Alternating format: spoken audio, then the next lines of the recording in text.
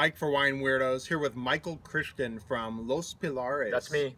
Yep, and this is your Grenache Carignan blend, 2013, correct? Yeah, the first wine that we made under the Los Pilares label was Grenache Carignan in 2010, and we've made it a little differently each year.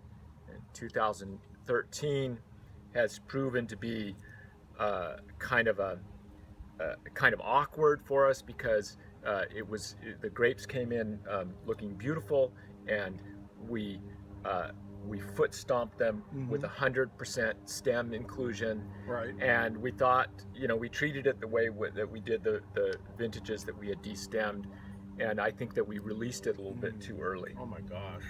And it took a while for the tannins from the stems to integrate. But there are several wineries in San Diego County making interesting wines from this vineyard. This is an important vineyard. It was planted by Don Armstrong in the 80s. McCormick Ranch. McCormick Ranch is in Poma Valley. How many acres? I couldn't tell you. I think it's probably 15 to 20 acres. Okay. So it's a substantial vineyard for San Diego County. Right. It might be the oldest continuously producing vineyard in production in San Diego County as we speak. Cool. There may be some small exceptions to that, but it's the oldest one that I know of, and most of the vines are quite mature. It's grown sustainably. Right. What's their microclimate like there? So Poma Valley is like it's kind of hilly and mountainous, and it's in there's a little water course that runs through the bottom of it. Right. So it's kind of like an inland valley of San Diego, but probably not as hot as a place like El Cajon, which, by the way, used to grow tons and tons of grapes. Right. But none anymore. Well, almost none. Okay. Anyway, this wine was, every time we poured it for 18 months, it tasted different. Every glass tasted different, and I was just impatient. So shame on me. It took time, and it's settled down now, and it's rounded out. And now the stems, instead of making the wine hard to understand, just give it a chewy, savory character that's finally integrated into the wine, and now I love it. It's only 12.3 alcohol, so alcohol is completely transparent. What's the price point on this, Michael?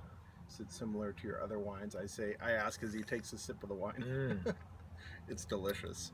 Yeah, the fruit has come out. Yeah, it's brilliant. It was muted before. The fruit has come out. It's about $21-22 a bottle. Wow. So I mean, for me, this is a steal, and this is I think fans of La Clarine, we were talking about Hank earlier, are going to love this. I think fans of Dupunks are going to love this. I think this is really.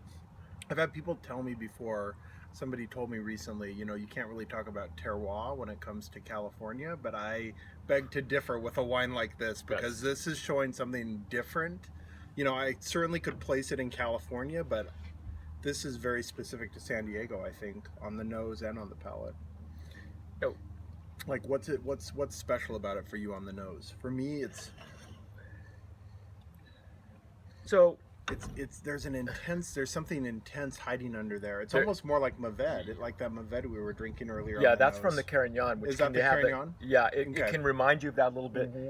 So what on the nose? It's herbal. It's like oregano on the nose and fruit. Yep. It's that mix of sweet and savory,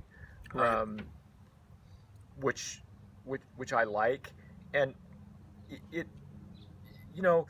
I'm fascinated by what you say about terroir.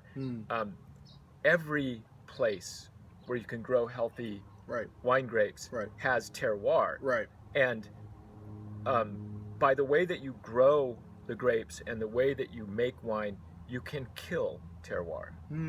Interesting. And that makes sense.